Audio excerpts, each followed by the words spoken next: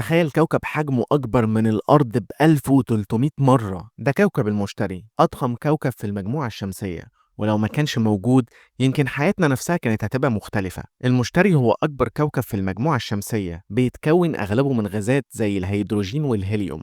الكوكب ده ضخم لدرجة إن جاذبيته بتحمي الأرض من كويكبات كتير، لأنه بيشدها ناحيته قبل ما توصل لينا. وعلى سطحه أو بالأصح غلافه الغازي في عاصفة رهيبة اسمها البقعة الحمراء العظيمة، ودي عاصفة مستمرة بقالها مئات السنين. المشتري كمان عنده أكتر من 90 قمر زي القمر اللي موجود عندنا هنا في كوكب الأرض، أشهرهم قمر أوروبا، واللي العلماء شايفين إنه ممكن يكون فيه محيط مائي تحت سطحه. المثير إن لو المشتري كان أكبر شوية بس كان ممكن يتحول لنجم ويبقى عندنا شمس تانية في السماء. باختصار، المشتري مش مجرد كوكب، ده حارس المجموعة الشمسية والعملاق الغازي اللي لولاه كانت حياتنا هتبقى معرضة لخطر أكبر بكتير. ولو الفيديو شدك ما تنساش تعمل لايك وتشترك في القناة علشان يوصلك كل جديد من معلومة وحكاية.